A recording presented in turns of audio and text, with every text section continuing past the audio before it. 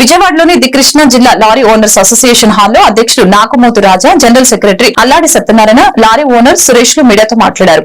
ఈ సందర్భంగా వారు మాట్లాడుతూ రాష్ట్ర వ్యాప్తంగా రవాణా శాఖ కార్యాలయంలో సేవలన్నింటినీ ఇకపై కేంద్ర ప్రభుత్వానికి చెందిన వాహన్ పోర్టల్ ద్వారానే అందించేందుకు ప్రయోగాత్మకంగా ఎన్టీఆర్ జిల్లాలో చేపట్టిన డేటా బదలాయింపు ప్రక్రియ వలన వాహన యజమానులు గత 15 రోజులుగా తీవ్ర ఇబ్బందులు పడుతున్నారని తెలిపారు. 2016లో అప్పటి ముఖ్యమంత్రి చంద్రబాబు నాయుడు రవాణా శాఖలో ఆన్లైన్ సేవలకు ఉద్దేశించి ఈ ప్రగతి వెబ్సైట్ ప్రవేశపెట్టారని తెలిపారు.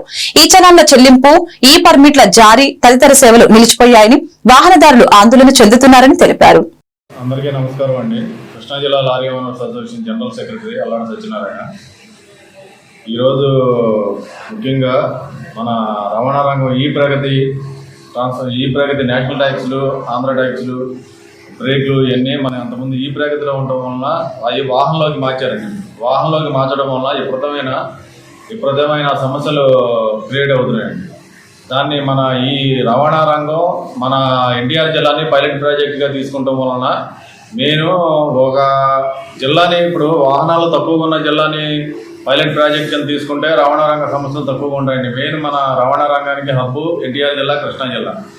ఇంత ఫ్లోటింగ్ ఉన్న రవాణా రంగం లారీలో ఉన్న ఏరియాని ఇప్పుడు పైలట్ ప్రాజెక్ట్ ఇక్కడ తీసుకోవడం వలన విపరీతమైన సమస్యలు అండి. ఒక్కొక్క బండికి వరుస కానీ వేరు స్టేట్లో 2 లక్షలు 3 లక్షలు కేసులు అండి. ఆ కేసు ఇప్పుడు బ్రేక్ వెళ్తాయి బండి, ఆ కేసులన్నీ చూపిస్తున్నాయి. అప్డేట్ అవ్వాలి మన ఈ ప్రగతి నుంచి వాహనంలోకి కేంద్ర ప్రభుత్వం వాహనాన్ని దాంట్లోకి అప్డేట్ చేస్తుందండి. వాహనం అంటే ఎన్ఐసి ఇప్పుడు మనం వీళ్ళకి ఆర్టీఓ ఆఫీస్కి కంప్లైంట్ చేసామనుకోండి ఈ ప్రాబ్లం గురించి, వాళ్ళు ఎన్ఐసి వాళ్ళకి ఏం చెప్తున్నారు, ఎన్ఐసి వాళ్ళు మళ్ళీ ఢిల్లీ మెయిల్ పెడుతున్నారు. ఆ ఢిల్లీ వాళ్ళు అసలు అందుబాటులో ఉండట్లేదండి. ఈ సురేష్ అండి, నేను ఫీల్డ్ లారీ వాళ్ళని.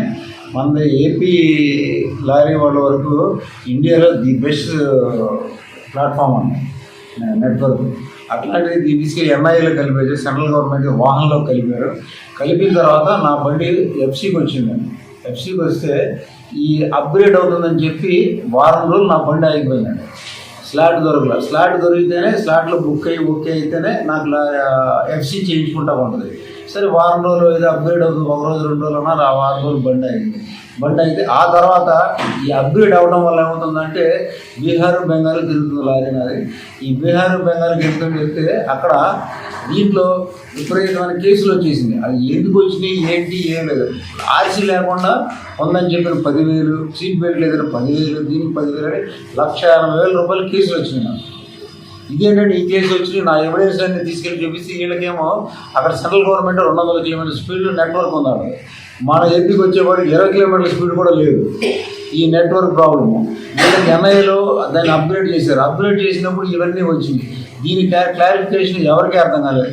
ఈ విధంగా ఈ ప్రాబ్లం వల్ల నా బండి 15 రోజులు ఆగిపోయిందండి. ఆ బండికి 65,000 రూపాయలు ఇన్స్టాల్మెంట్ నేను ఎక్కడికి తీసుకొచ్చి కడుతున్నాను.